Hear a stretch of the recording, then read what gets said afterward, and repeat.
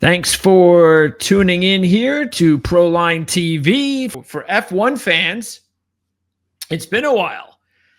How many races have there been since we've talked? Two or three? I believe three. So, what was the one before Monza? I remember Monza because that was the one I was back for. Let's see, which did I miss? Yeah, because we had, didn't we have one each of the McLarens winning and Max winning? Yeah, Netherlands. How could I forget the Netherlands? Yes. So, Hungary was the last one I was here for. Lando Norris won that one. We had the summer break, and then Holland or the Netherlands was the first race back at the end of August. Oscar Piastri from McLaren won that with Max Verstappen finishing second in his home race. And then Italy, Max Verstappen pulled off the surprise and put the Red Bull back on pole and back out front and drove to a roughly 19-second win over the McLarens based on some setup changes. Red Bull had a new floor. So there were a couple of things heading Max Verstappen and Red Bull's direction for Monza. Azerbaijan, a different track, though it does have some very long straightaways in it, two DRS zones. One straightaway is like a mile and a half long, the front straightaway. So if you can get a good DRS pull and some drafting going down there, perhaps Verstappen and Red Bull can have some optimism. But given the tighter section on the other half of the course, I do think McLaren still holds the advantage as we go into Azerbaijan this weekend. Okay, so now the big controversy or the big news story, since we've not spoken about F1 for the last few weeks, was which race was that? Which controversy? Oh, it was like more than one. Every race. Okay. That was probably the big controversy with McLaren team orders. Yes, with McLaren team orders. What race was that? That was last one, Monza, 2 weeks ago. Yeah, and that contributed to Max Verstappen winning by 19 seconds too. So Verstappen already had the lead. Actually, going into the first corner at the very start, he made a pass off track and ended up giving that position back to Lando Norris, but just passed him probably 2 or 3 laps later. And it seemed like it was Red Bull Verstappen's race to win after that. And then McLaren yet again shot themselves in the foot because later on in the race, they tried to gamble with a potential safety car coming out, so they altered their pit strategy a little bit. They had Piastri come in first, where otherwise they would have had Norris come in and stop first. Piastri's stop went off without a hitch. Then when Norris came in the lap after, ended up having a wheel issue. Took him an extra couple of seconds in that pit stop and ended up cycling back out behind Piastri. So the intention with trying to take advantage of the safety car and switching up the order and bringing Piastri in first was not to have the pair swap positions. So McLaren, after they cycled all through and Norris was behind Piastri when they both returned to the track, they asked Piastri to slow down and let Norris by. So a lot of controversy on that. I'm a fan of, crap happens, deal with it, and therefore Piastri probably should have gone through. You kind of made your bed, lie in it. McLaren seemed to think that it was better to follow up with their intentions and put Norris back in front, as that was their original intention with switching up the pit strategy anyway. It was interesting afterward. There was an interview with Toto Wolff, who's the team principal at Mercedes. And his perspective was that either decision could have been justified and could very, very well have been wrong. I think that the question for McLaren now is that since they had a bad stop and they altered the positions as a result of that bad stop, where do you draw the line? So if something happens that's not one of the driver's fault in the future, do you then, you set the precedent? Do you then switch them again? Or do you say, where do you say it's a racing incident and let it fall where it is on the track versus actually calling the drivers to switch them up? Nonetheless, in Italy, they did. I think that caused a lot of consternation. I was not a fan of it. And at the end of the day, I think it contributed as well to Piastri or neither of them really being able to chase down Verstappen. However, I'm not sure either one of them would have cut much into that 19-second advantage that he had anyway. Okay, so there is, though, a big difference between how F1 fans feel about this, where they don't like it, compared to, say, American fans who would be not just not like it, but would be absolutely disgusted by it. Mm-hmm. So that's true, right? There's a big difference between how, or do you say no? The F1 fans are also disgusted by it. I don't know. Well, that's tough to say. I know they don't like it. There are a lot of voices saying that they shouldn't have done it. It's not. It doesn't fit the sport. I mean, when you're out there in a competition, you're supposed to give it your all, and things happen. And the first text I sent when they switched position on track was, "This is why America never gets behind Formula One, because America just won't stand for that." You saw that happen in NASCAR, and penalties come out. NASCAR creates a rule. You've got to give it your all, and you can't artificially adjust or impact the outcome of a race. They want it to be competitive and everybody fighting for the win. And I think that's what fans missed out on. But at the end of the day, this is Formula One. The most important thing is the team. That's where all the money comes from, is the Constructors' Championship. We talk about this all the time. And by the way, you can't really fault McLaren because they do have a chance to wrap up the Constructors' Championship for 2025 this weekend in Azerbaijan if they put both drivers onto the podium. And I think that's a real possibility. So at the end of the day, they're laughing all the way to the bank. It may not be the best thing for the sport and for the fans, but the way that the profit structure is in Formula One today, that's what we end up getting. Yeah, I mean, unless the fan base would be really disgusted by it, like really, until that happens, yeah, I mean, it is all about dollars, and why wouldn't they do it? So again, I wouldn't do it, you wouldn't do it, but I guess we understand why they do it.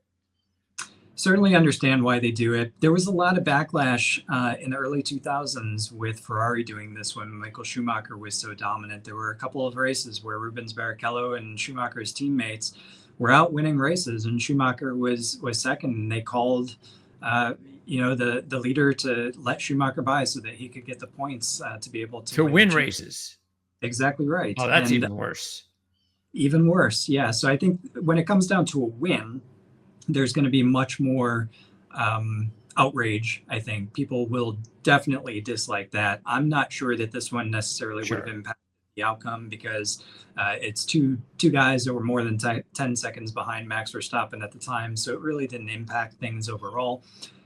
It does change the championship for the drivers between Norris and Piastri by about 3 points, I think, at the end of the day. Piastri is still ahead. He's still got a decent advantage over Norris. If I were Piastri, I'd be ticked, but he actually played the team card and moved over. But I think the real question again, though, is if something, again, happens outside of the driver's control, a team issue, you set the precedent now. Do you put Piastri back in front when Norris has, when he has an issue for something stupid or silly? And what do you do in the final race of the season if something like that happens? You've kind of opened Pandora's box. Oh, here. They can't do anything in the last race of the season. Yeah, I think from a precedent standpoint, they've got to sit with what they've done, and definitely maybe the rules are different for the last race of the season or when the championship's, set to be decided. But McLaren kind of chose their path, and I think this is what we're going to see from them for the rest of the season. All right. So as far as the standings are concerned, you said Piastri's got the lead. What are we looking at here now? Is it what kind of a lead is it? It is a 31-point lead. So, give it a race and a half, that could go away. We've still got, 6-7 races left to go if you include Azerbaijan, and a couple of sprint races. I'm sorry, 8 races to go if you include Azerbaijan, and a couple of sprint races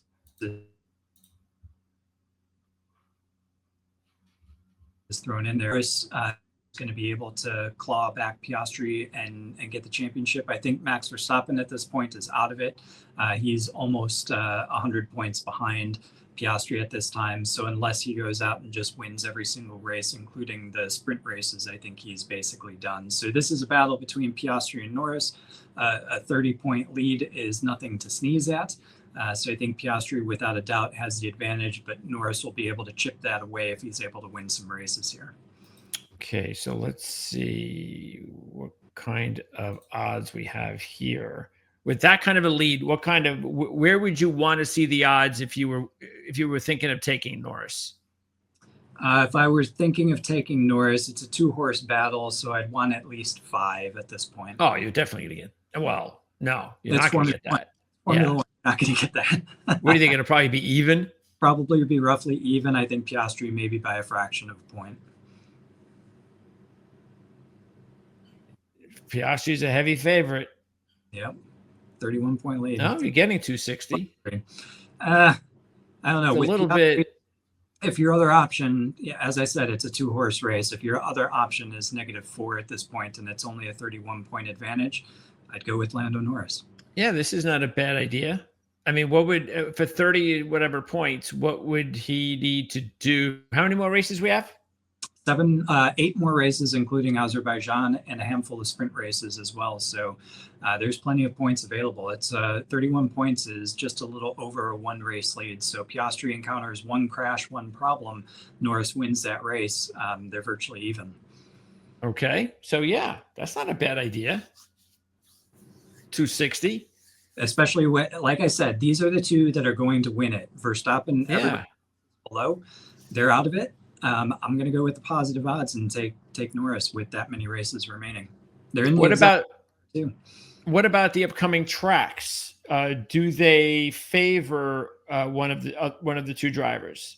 So Piastri won Azerbaijan last year. I'd have to look. So we got Singapore, Austin, Sokoda, Mexico, Brazil, Las Vegas, Qatar, and Abu Dhabi. Norris has won at several of those tracks. Piastri's won at a couple. I don't know that there's necessarily a style that favors either driver. I think it's more car based. And like I said, they're both in the same car. Okay. So if Norris can outpace Piastri, just call it maybe 2-3 of these last 8 races, really give Piastri a run for his money, I think he's in it very much as you come down to the final races of the season. All right. And what about this weekend? As we take a look at the odds for this race, what are we dealing with this track, which is the Baku City Circuit? Baku City Circuit is a street circuit, but it's got some very long, so very tight and twisty sections. But it's also got some 2 very long straights. The front straight probably a mile and a half long. The back straight's at least a kilometer long. So 2 DRS zones.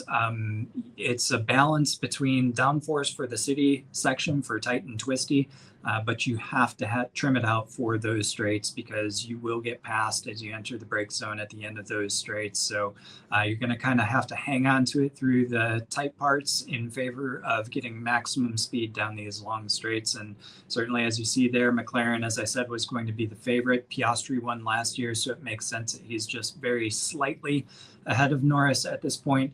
The big question mark is Max Verstappen being able to come out at Monza with a dominant victory. They've definitely made progress on their car and their setup. They have some improvements that they put on the car for Monza that made the difference. And Monza is a fast track with 2 or 3 very long, fast straightaways. So is he going to be able to replicate that at Azerbaijan? I think it'll be interesting to see where they're able to how they're able to challenge McLaren. If Verstappen's able to get up there on the podium, perhaps he can give them a run through the remaining races. But I think Azerbaijan is probably stacked toward McLaren at this point, and Piastri would be my favorite. Okay. Any particular reason why Piastri? He won last year. He's got a little bit more momentum on his side. He was the one that was in front when McLaren called him back last time out at Monza. So I think he's got something a little extra to prove this weekend by going out and beating his teammate at Azerbaijan.